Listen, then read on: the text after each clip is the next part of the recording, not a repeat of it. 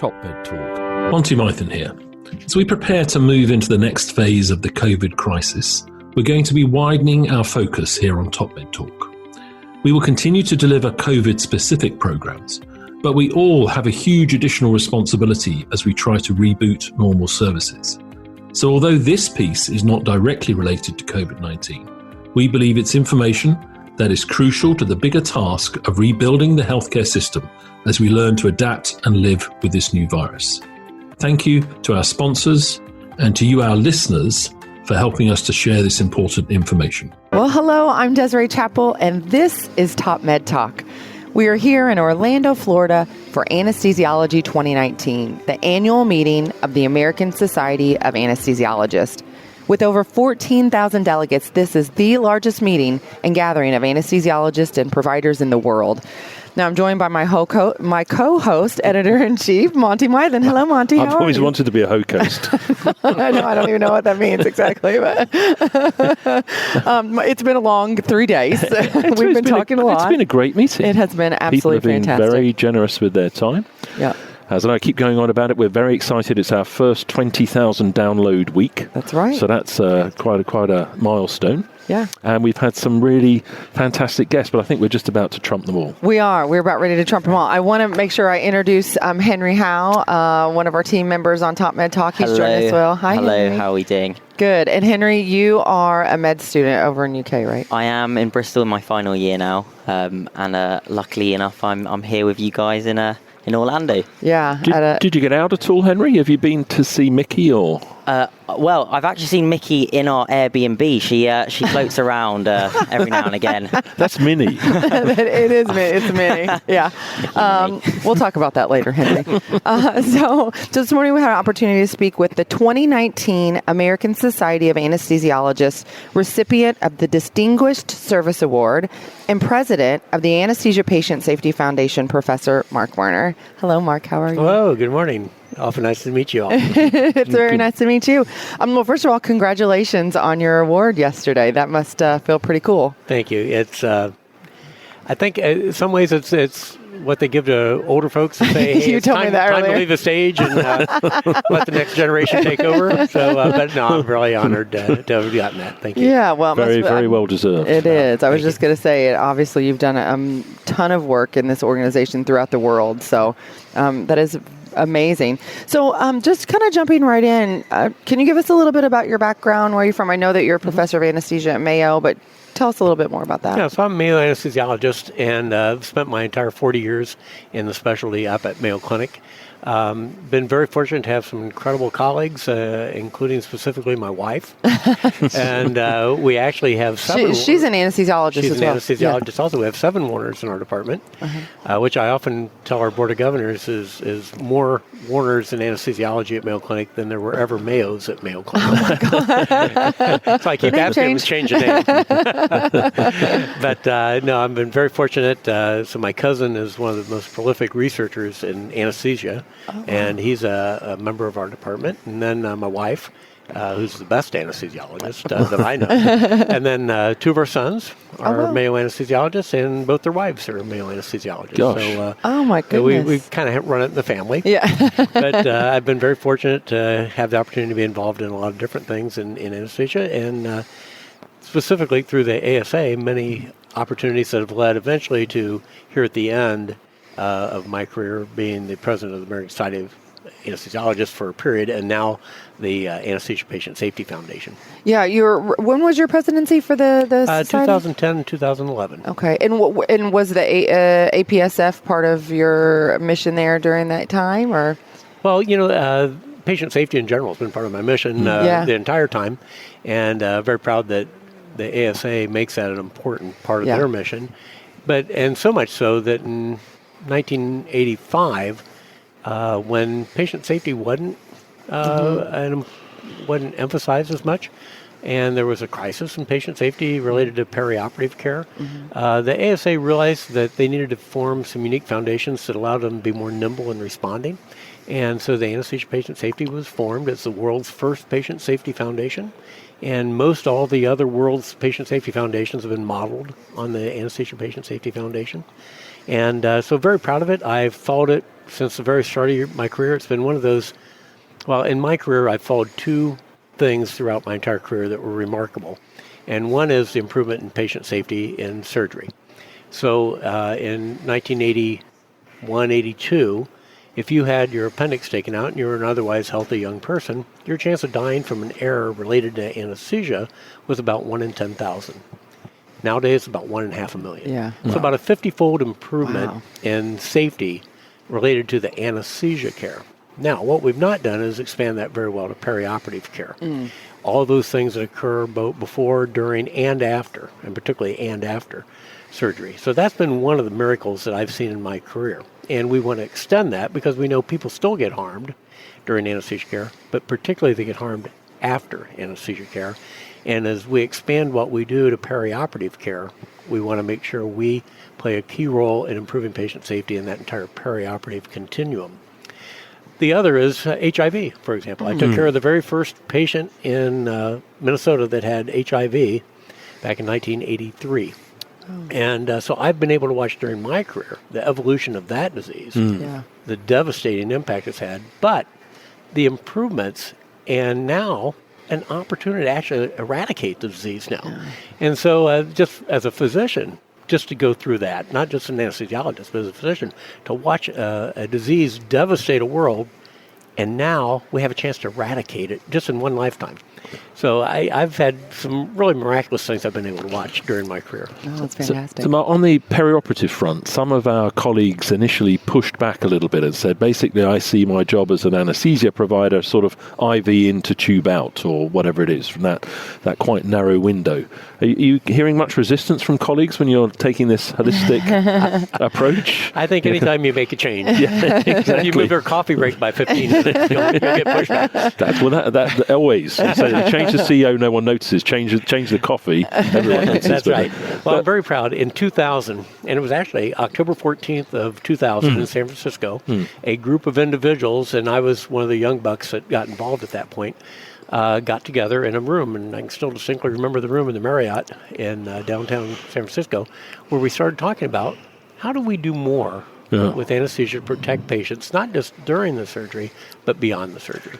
We started that journey, and it was led by some incredibly good people, and I had the opportunity to tag along. And then during my career, I've had opportunities in leadership roles to help push that idea. So the first was you had to first talk to the American Board of Anesthesiology and changing the requirements on what it took to become a board-certified anesthesiologist. And then the cascade starts after that, but then the training programs have to change because they have to produce people that can qualify to be board-certified. Yep. So that expanded training and more in ICU care, preoperative medicine, and a variety of other things, and a lot of different training beyond the operating room. Then the ASA started promoting the perioperative surgical home. And that was actually a term coined by Dr. Alex Annenberg, who's done a previous podcast with you, and myself in a taxi cab as we went over to Health and Human Services to speak to the head of the Centers for Medicare and Medicaid Services, Dr. Don Berwick. And Alex wanted perioperative home. I wanted surgical home. We ended up with perioperative surgical home. So anyhow, we pushed this well, and I'm really proud to say an increasing number of departments, whether it's academic departments, private departments, even private practitioners in the specialty, at least in the U.S., but I see it around the world now, are expanding what we do. Now, we were a little late to the game. Europe was way ahead of us and others. But it took some momentum.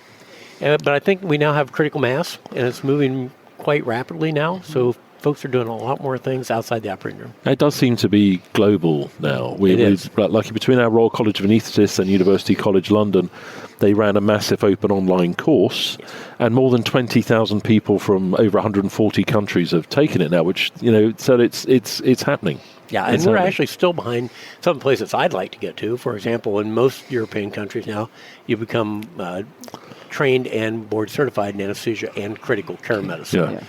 We've not done that yet, because there are so many opportunities beyond just critical care medicine also. So, but I think we're in a good direction, and we've got folks reaching out, and at every meeting such as this, they're all wondering, what's everybody else doing? Yeah. They're sharing ideas. And you said it was 2000 your meeting, was it? In 2000. That's October about right. 14th. 20 years is usually the tipping point, but it's stuck, and if you can hang around long enough, that's usually the inflection point.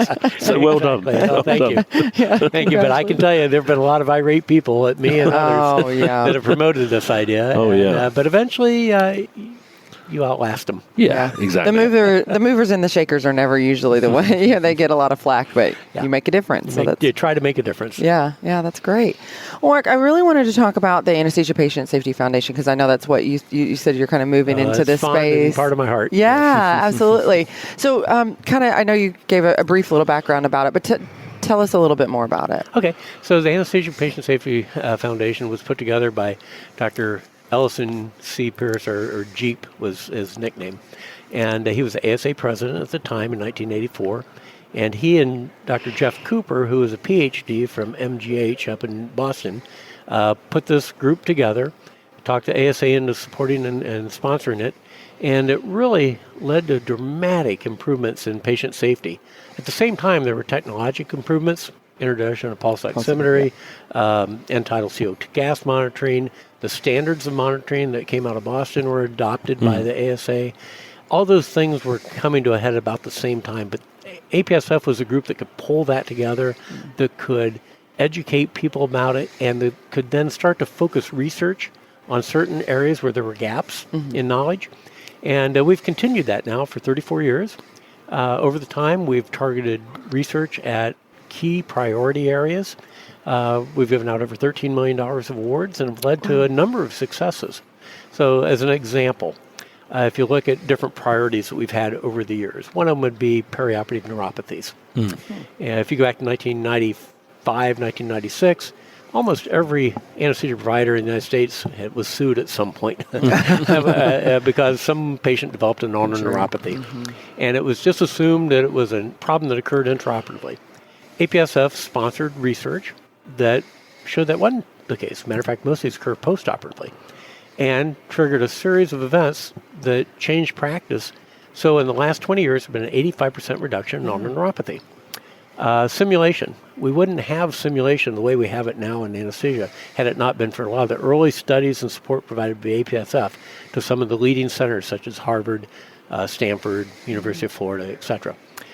Patient warming. Dr. Dan Sessler, who really led a lot of the basic knowledge about postoperative hypothermia and the detrimental side effects of that, and then the development of things like bear hugger warming and other warming mechanisms, Dr. Scott Augustine and others that developed all those, really came from early funding of research from APSF. So those are some examples of what we've been able to do, not just alone, but going back to our professional societies, the ASA, the American Association of Nurse Anesthetists, etc., to promulgate new standards or practice guidelines that have helped do that. And then when it was appropriate, with the American College of Surgeons or American Academy of Orthopedic Surgeons or neurologic surgeons, whatever it took to push patient safety forward. And did you have a global agenda as well? Because that's, we're being reminded the whole time that these numbers we quote are very much in a well-resourced world. Yeah. Yes, we do. And in fact, it's nice you asked that, because up until about 3 or 4 years ago, APSF and actually to some degree ASA were pretty U.S. and maybe even Canada focused, but North American focused.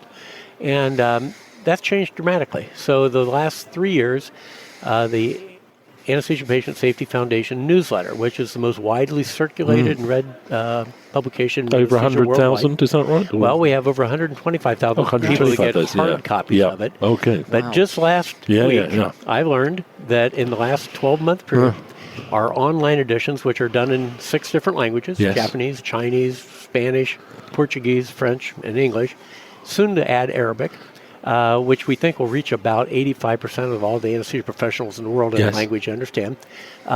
We surpassed 460,000 views on our newsletter. Oh, wonderful. And from 217 countries, which according to the World Health Organization, it's all of them. Yeah, I was just going to ask. I think that's all of them. We even got Tonga. And I had an anesthesiologist write me from Antarctica. So we covered That's what he said, all Antarctica. 7 continents. Oh, wow, there we go. And every country. Yeah, there were. Well done. Cheers So on we're really that. proud of it. And we work with these folks because not everything we have traditionally put in our newsletter Yeah. applies around the world. Yeah, of course. So what we've done is we work with national societies, the Japanese Society, for example, or the Colombian Society, and they help us select which articles are applicable to them, and then we translate them appropriately, and we get those disseminated. So we're really proud of that. The other thing we've done is patient safety training, perioperative patient safety training, is not integrated into most training programs. So working with the Patient Safety Movement Foundation, we now have a grant where we have individuals that will take an existing and really well done patient safety curriculum. They're going to modify it to be perioperative patient safety curriculum. Gotcha. And once we test that and validate it, we're going to then put out other grants to modify it further for use in low and middle income countries around the world. Fantastic. So that's one thing. The other thing is APSF just recently, we're working with the World Federation of Societies of Anesthesiologists. That's all the national societies under an umbrella. And we are now supporting research that they're doing. They have 50 fellowships a year where they take people from low-income countries and send them off to do fellowship training. For example, one country may never have anyone that's been trained really in depth in pediatric anesthesia or regional anesthesia or obstetric anesthesia. So they send them off to different countries to be trained in those areas. But there's variability in the quality of those training programs. So we're providing them funds to study those programs to find out what is the best way to optimize the training that's done in those and help improve those fellowships. So we're reaching as far as we can now internationally, and we're going to continue to do that. So there's a World Congress coming up next year. Will you have a presence at that? There's every 4 years there's a World Congress. The next absolutely. Matter of fact, I think it's going to be every 2 years, as I recall. Oh, is that what they're going? I believe I saw that. But they're going to change that to every 2 years? Well, it may happen. Interesting. I heard rumors about that throughout this meeting. You heard it here first. We have an Anesthesia Patient Safety Foundation panel at that meeting, and it's going to talk about handoffs. So the transitions of care that occur and the errors that are made because of miscommunication or poor communication. And so we think it's very essential that we continue to take our top priorities and we disseminate information about them. If I could just mention those patient safety priorities I mentioned. Yeah, that's earlier. what I was going to ask. Just ask you about. So we have a dozen of them right now, and we revolve those every year. We review that. So basically, we have an Anesthesia Patient Safety Foundation family, in quotation marks, family of individuals, and these would be the folks that volunteer their time and efforts on behalf of patient safety and the APSF. So they're committee members, they're advisory council members, they're our board of directors, and we go through a very extensive process to look at all the different types of patient safety problems there are. And it's a computerized process, and we go through and we come up with the top 12. And it's a lot of fun.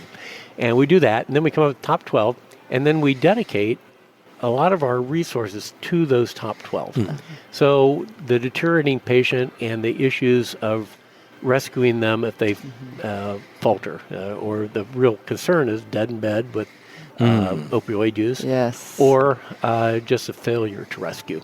So we just had a consensus conference. We, once a year, have a consensus conference. We bring in 130 individuals from around the world that bring all different perspectives. That includes patient advocates and others. We bring them all in together to talk about how do you solve this problem. We come up with specific recommendations, and then we spend the next 2 or 3 years following those recommendations to try to get them implemented.